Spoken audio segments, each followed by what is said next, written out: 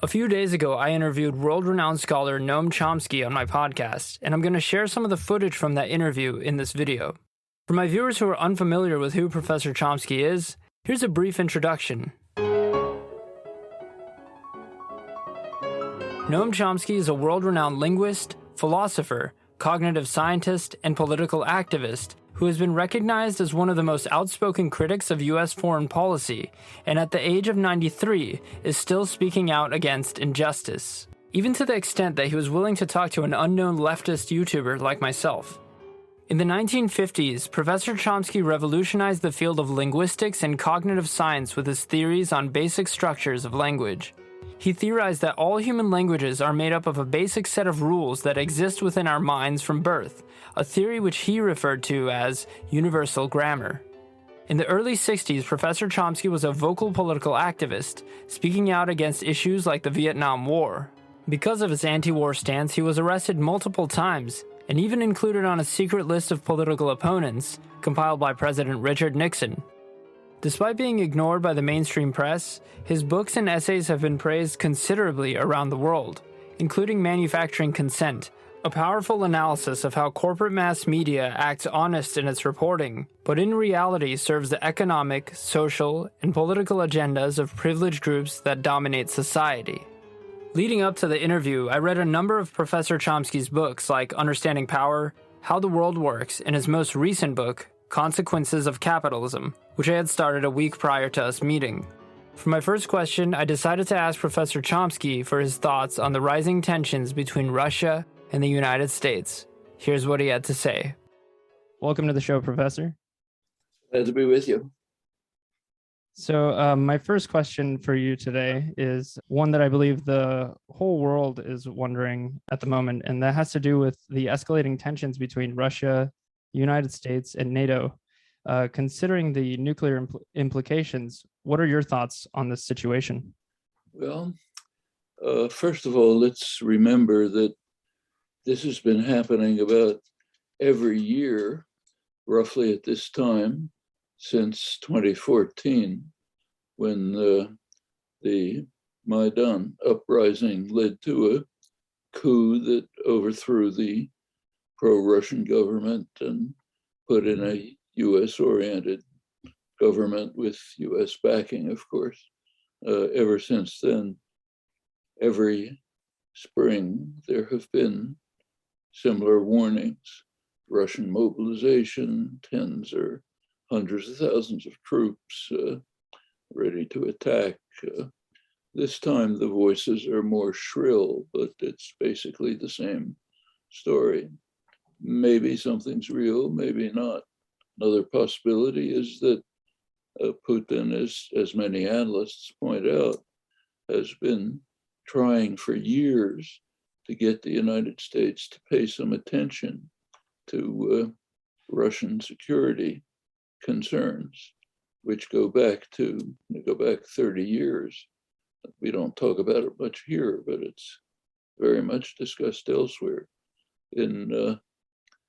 As the Soviet Union was collapsing around 1990, there were extensive negotiations between the United States, that's President Bush and James Baker, and Russia, that was Mikhail Gorbachev.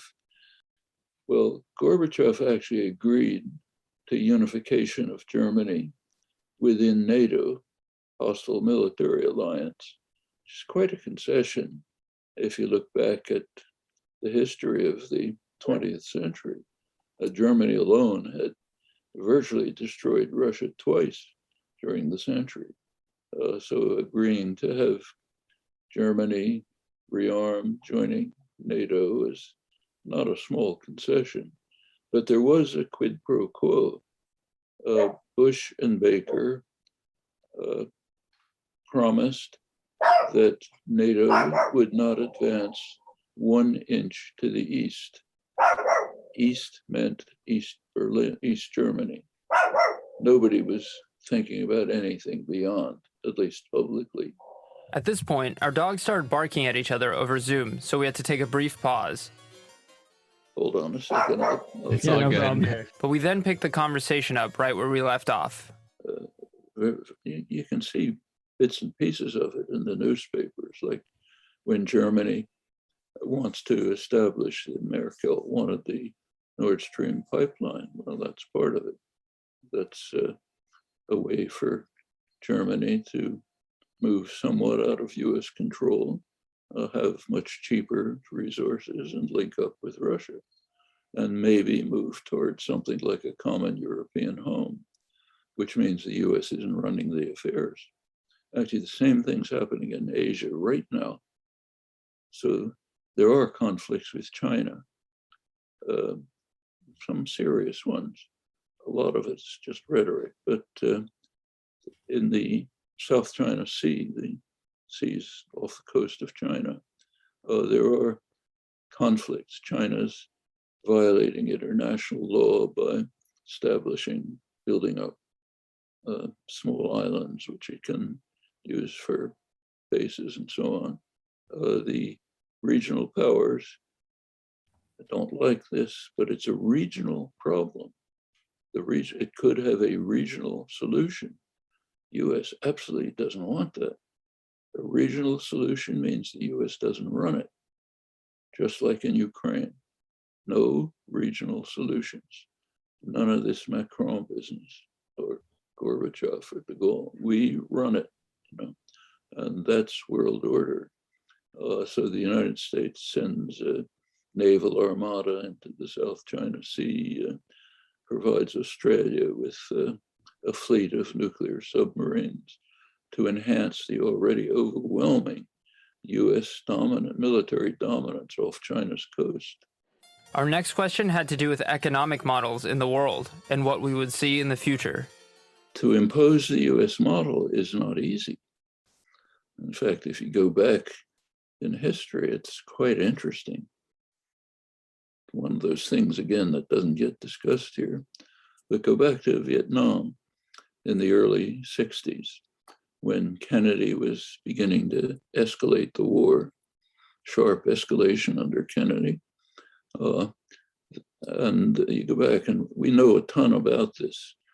Pentagon Papers, reports of province advisors, a huge amount of documentation. It's all the same. US intelligence and US province advisors were despairing because the Viet Cong was fighting a political war where we're weak. We could only respond with a military war where we're strong. So the Viet Cong organized people in villages with programs of social reform and so on. And the only thing we can do is come in with bombs and napalm and crop destruction, and it just doesn't work. And they're kind of desperate, couldn't deal with it. Can't fight a political war with a military war. And it's right on the front pages now. Just a couple of days ago, there was an interesting article in the New York Times on the Middle East. You should look at the headline. I wish I had the exact words, but it was something like this. China leans into the Middle East while the US withdraws. What's actually happening? And then it says China's leaning in with loans, development projects, investments, while the US is withdrawing. But what is the US withdrawing? Bombs, missiles, special forces raids on villages at midnight. We're withdrawing that. China's leaning in with loans, development projects, and investments. What can we do? Can't figure out a way to stop it. Just like in South Vietnam, you can't, it's very hard to fight a political war with bombs and missiles. It just doesn't reach people somehow. It's actually Secretary of State Dulles back in the 50s captured it very well in his private discussion with Eisenhower, the president. Said, we have a real problem with the communists. They can appeal to the poor people, which is just about everybody in the third world. They appeal to the poor who have always wanted to plunder the rich. And he didn't add the next part, which is we can't appeal to them with policies that want the rich to plunder the poor. Just somehow doesn't appeal to these childish people there. Mm-hmm. Well, that's the problem. So the concern over, in fact, it's amazing the extent to which it goes. There was just a couple of days ago, finally something passed in the House of Representatives, a bill to build up U.S. technology investment in research and advanced industries and so on. What was it called? It was called the China Competitive Bill. We can't try to build up technology because it would be good for people like you. Who cares about that? We can only do it if it enables us to compete with China, which means to beat China down by blocking their economic development and somehow doing it ourselves. And this is just taken for granted. You look at the liberal press, the left liberal press, they were very impressed with this. Biden made a real achievement. Now we can better compete with China. How about we could do something useful for Americans? It's not even a consideration. You can't think about it. Just in terms of your linguistic work, how do you view that in terms of like the history of similar ideas, maybe older traditional philosophies, Kant, Husserl, especially in light of like people, I don't want to use the word accused, but using universal grammar as a sort of innate idea. How do you view claims like that? Well, there was a long tradition, goes back to Aristotle, Indian grammar at the same time, which regarded language basically as a system of thought. Go back to Aristotle, as he said, there are abstract words which we have in our minds, which are symbols of thought, which are mental representations of the world, and they're the same for all people. They're universal.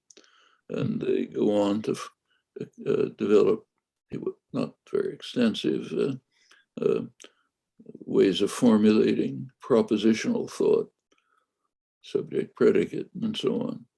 That's all internal, innate, fixed, common to all humans. Then he said there are spoken words, which vary from language to language. That's just accidental, uninteresting. So he just concentrated on the internal system. Same with Indian philosophy. That goes all the way to the 20th century, pretty much. 20th century changed. The structuralist behaviorist movements shifted attention away from these concerns to behavior and communication. So W.V. Quine, leading philosopher of language, for him, language was a complex of dispositions to respond to stimuli and behavior of others imposed by operant conditioning.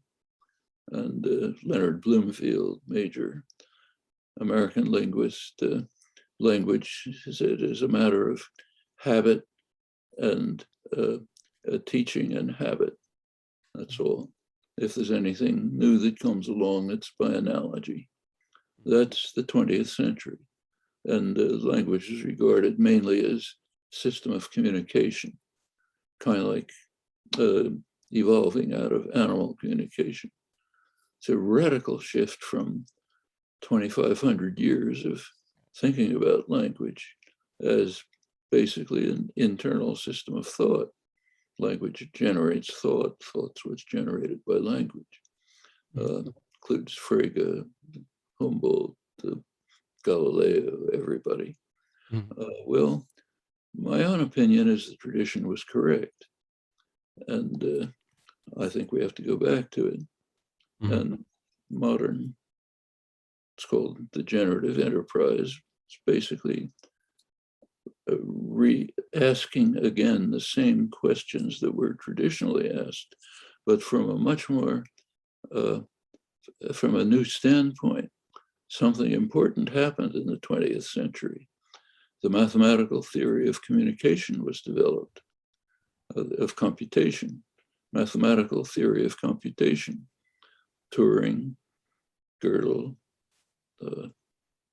Emil Post, and others made it very clear how a finite device like the brain or your laptop can have the capacity to generate an infinite array of objects, in the language case, an infinite array of thoughts, which can then be used in one or another way, sometimes, rarely for communication.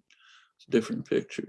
This was a block that couldn't be overcome in the tradition. They had no way to account for how a finite object could have infinite capacity. Galileo, for example, regarded language as the most astonishing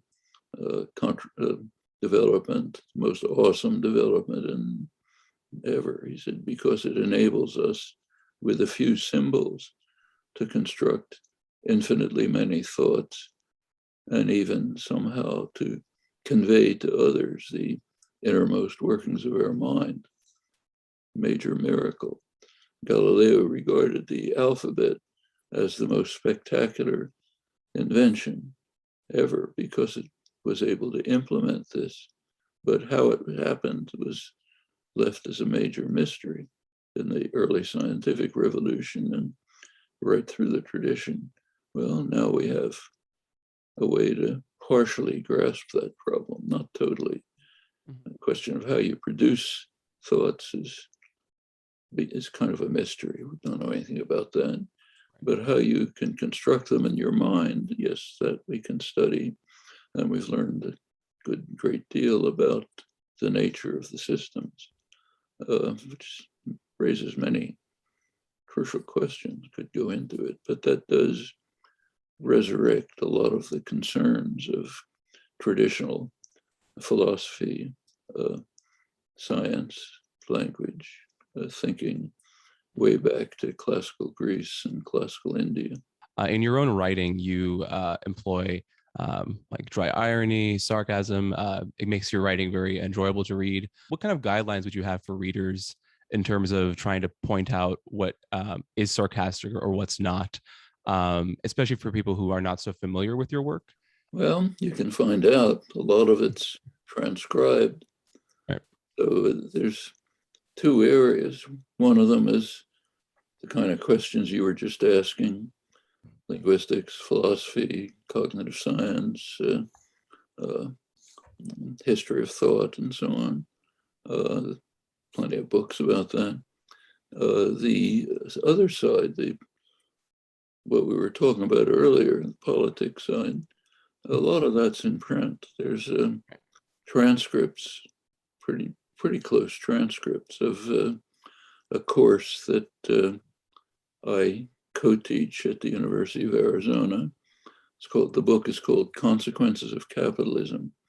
And it essentially is the lectures from the course, mine and my. I just started reading that earlier this week. Well, so you can tell. It's excellent. And it's going on right now, in fact. Right. Wow. But we're right in the middle of another version of the course. I want to thank you for joining us today. It really means a lot. Thank you so much. Thank you so much. Good to be with you. We were very grateful to have Professor Chomsky on the podcast, and I was very happy that I got to share this with you. Remember to subscribe for more content like this and hit the like button. I'll see you on the next one.